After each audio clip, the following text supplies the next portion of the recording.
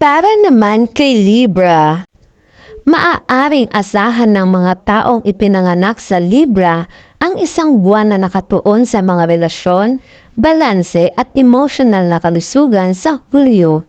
Bilang isang taong likas na pinahahalagahan ang kapayapaan at pagkakaisa, maaaring maramdaman mo na hinihikayat kang kalakasin ang iyong mga personal na koneksyon habang pinapanatili ang balanseng kalusugan sa pagitan ng iyong personal at professional na buhay. Sa iyong karera, malamang na magiging mahalaga ang teamwork at komunikasyon. Maaaring matagpuan mo ang iyong sarili na nagtatrabaho sa mga collaborative projects o humaharap sa mga sitwasyong nangangailangan ng diplomacy at pasensya. Ang iyong kakayahang manatiling kalmado at dutasin ang mga alitan ay maaaring gawin kang mahalagang bahagi ng workplace. Ang buwang ito ay maaaring lalo na rewarding para sa mga nasa creative fields, consulting o public relations. Pagdating sa pera, mahalagang maging maingat sa iyong mga gastusin. Ang pag-iwas sa mga hindi kailangang bilhin at pagtutok sa pag-iipon ay makakatulong sa iyo na magkaroon ng mas matatag na pinansyal sa hinaharap. Pagdating sa relasyon, baka gusto mong palalimin ang ugnayan mo sa iyong partner, pamilya o malalapit na kaibigan. Ang tapat na usapan at pag-unawaan sa isa't isa ay magpapalakas ng mga koneksyon na ito. Ang mga single na Libra ay naman maaaring magkaroon ng pagkakataong makilala ang mga kawili-wiling bagong tao sa pamamagitan ng mga social na okasyon o magkakatulad na interes. Pagdating sa kalusugan, unahin ang emosyonal na balanse at pagpapahinga. Ang mga gawain tulad ng pagmumuni-muni, pakikinig sa musika, paggawa ng sining o paglagi sa patahimik na lugar ay makakatulong sa iyo na manatiling sariwa at magkaroon ng pangkalahatang kagalingan. Para naman kay Scorpio, ayon sa iyong horoscope para sa Hulyo 2026, nagdadala ang buwang ito ng pagkakataon para sa personal na paglago, pagbabago at malinaw na damdamin para sa mga taong ipinanganak sa ilalim ng Scorpio. Kilala sa iyong determinasyon at intuisyon, maaaring maramdaman mo may motibasyon kang magtuon sa pangmatagalang mga layunin at magkaroon ng makabuluhang progreso sa iba't ibang aspeto ng buhay. Maaaring makakita ng positibong pag-unlad ang iyong karera. Ang mga bagong responsibilidad o pagkakataon ay maaaring maghikayat sa iyo na lumabas sa comfort zone mo at mag-isip ng maayos tungkol sa iyong hinaharap. Ang tiyaga at tuloy-tuloy na pagsisikap ay makakatulong sa iyo na masulit ang mga pagkakataong ito para sa paglago. Pagdating sa pera, magandang pagkakataon nito para magplano ng maayos at suriin ang mga obligasyon mo. Iwasan ang hindi kailangang panganib at mag-focus sa pagtatayo ng pangmatagalang katatagan sa pamamagitan ng maingat na mga desisyon. Sa larangan naman ng relasyon, maaaring naisin mo ang mas malalim na emotional na koneksyon at tapat na usapan. Ang pagbubukas ng damdamin sa mga mahal sa buhay at pagpapahayag ng nararamdaman ay magpapatibay ng inyong samahan. Kasabay nito, subukan ding kontrolin ang pagiging possessive o emotional na reaction para mapanatili ang pagkakaisa. Ang iyong emotional na kalusugan ay mangangailangan ng dagdag na atensyon ngayong buwan. Ang mga gawain tulad ng pagmumuni-muni, yoga o simpleng pamamaraan ng pagpapahinga ay makakatulong sa iyo na manatiling kalmado, balanse at nakatuon sa buong buwan ng Hulyo. Para naman kay Sagittarius, ayon sa iyong buwanang hula sa astrology, maaaring maging kapanapanabik ang Hulyo 2026 para sa taong Sagittarius na nagdadala ng pagkakataon para sa pag-aaral, paglago at paglalakbay.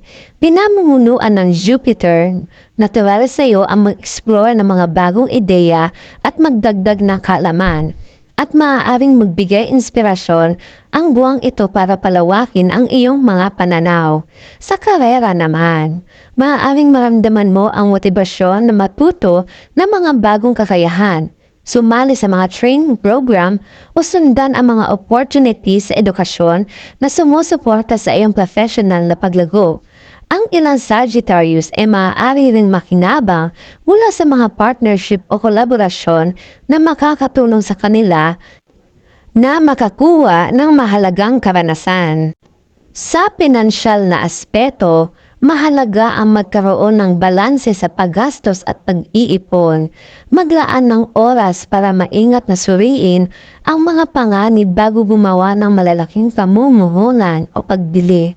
Sa personal na buhay, ang tapat na komunikasyon at dekalidad na oras kasama ang mga mahal sa buhay ay makakatulong upang mapatatag ang mga relasyon. Ang makabuluhang pag-uusap at mga karanasang magkakasama ay maaaring lumikha na pangmatagalang ala-ala. Para sa iyong kabutihan, Sagittarius, makakatulong ang pagiging aktibo sa pisikal at ang paggugol ng oras sa kalikasan upang maging presko, balanse at positibo ang iyong damdamin sa buong buwan. Para naman sa iyo, Capricorn. Para sa mga taong Capricorn, pinapakita ng hula para sa buwan ng Hulyo na maaaring mas tutukan mo ang mga responsibilidad, disiplina at paglalago sa karera. Maaaring maging produktibong buwan ito upang ipakita ang iyong kasanayan sa pamumuno, dedikasyon at pagiging maaasahan sa trabaho. Maaaring makuha mo ang pagpapahalaga mula sa mga katrabaho o nakatataas at ang ilan sa inyo ay maaaring simulan ang pagpaplano ng pangmatagalang hakbang sa karera o negosyo. Sa pera, ang pananatili sa disiplinadong paraan ng paggastos at pag-budget ay makakatulong sa iyo na manatiling nasa tamang direksyon. Mabuting panahon ito para mag-focus sa pagbuo ng pangmatagalang security sa pananalapi kaysa sa paggawa ng padalos-dalos na desisyon. Sa relasyon naman, mahalaga ang pagbabalanse ng trabaho at personal na buhay. Ang pagbubul ng kalidad na oras kasama ang pamilya at mga kaibigan ay makakatulong sa iyo na manatiling emotional na balanse at maiwasan ang hindi pagkakaintindihan. Maaaring kailanganin ding bigyang pansin ang kalusugan, ang pagmamahala ng stress, pagtutok sa malusog ng balanse ng trabaho at buhay, at paggawa ng oras para sa paghinga at regular na ehersisyo ay makakatulong sa iyo na manatiling malusog. Para naman kay Aquarius, ayon sa buwan ng prediksyon sa astrolohiya, mukhang magiging isang kapanapanabik at produktibong buwan ang Hulyo 2026 para sa mga taong Aquarius. Malakas ang iyong likas na pagkakamlikhain, pagiging orihinal at bukas na pag-iisip na lalo kang hikayatin na tuklasin ang mga bagong ideya at sumabak sa mga makabago at malikhaing proyekto, lalo na sa trabaho. Maaaring magdala rin ng buwan ito ng mga opportunity na nakipag-ugnayan sa mga taong may impluwensya na makakatulong sa iyong pagunlad. Ang pakikipagtulungan sa mga trabaho, kaibigan o mga professional na network ay maaaring magbukas ng mga bagong pintuan. Ang mga nagtatrabaho sa teknolohiya, pananaliksik, malikhaing larangan o gawaing pangkawang gawa ay maaaring makaranas ng positibong development. Pagdating sa pera, ang pagpapanatili ng disiplina at maingat na pagpaplano ng gastusin ay makakatulong sa iyo na magkaroon ng mas matatag na kalagayan. Iwasan ang paggawa ng malalaking pinansyal na desisyon nang hindi iniisip ng mabuti. Pagdating naman sa relasyon, mahalaga ang malinaw na komunikasyon at pag-unawa, ang paggugol ng oras sa kasama ang kaibigan at pagpapalakas ng mga suportadong ugnayan ay makapagbibigyan ng kaligayahan at emosyonal na kasiyahan. Pagdating sa iyong kalusugan, mag-focus sa pamamahala ng stress at mapapanatili ng positibong pananaw.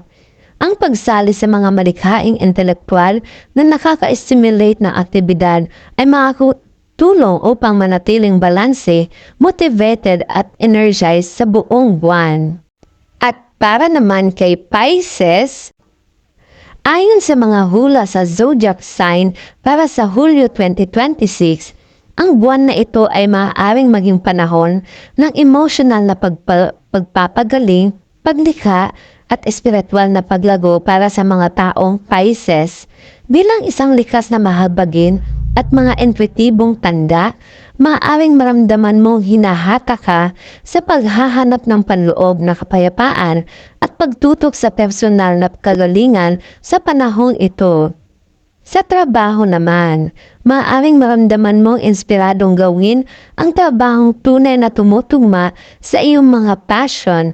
Ang ilan sa inyo ay maaaring makahanap ng bagong libangan, talento o malikhaing interest na makakatulong sa parehong personal at professional na paglago.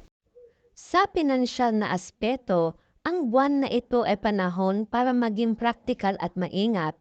Ang maingat na pag-budget at maayos na pagpaplano ay makakatulong para mapanatili ang katatagan, habang mas mabuting iwasan ang padalos-dalos na paggastos o mapanganib na pamumuhunan. Sa personal na buhay naman, ipinapakita ng iyong buwan ng horoscope ang pagkakataon na palakasin ang emosyonal na ugnayan sa mga mahal sa buhay sa pamamagitan ng tapat na komunikasyon, empatiya at pangunawa.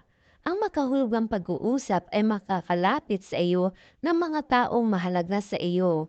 Para sa iyong kalusugan at kabutihan naman, ang aktibidad tulad ng meditation, yoga o malikhaing gawain ay makakatulong upang manatiling emotional na balanse at refresh ang buong buwan. Ang lahat po ito ay gabay po lamang, ugaliing magdasal para i-bless lagi.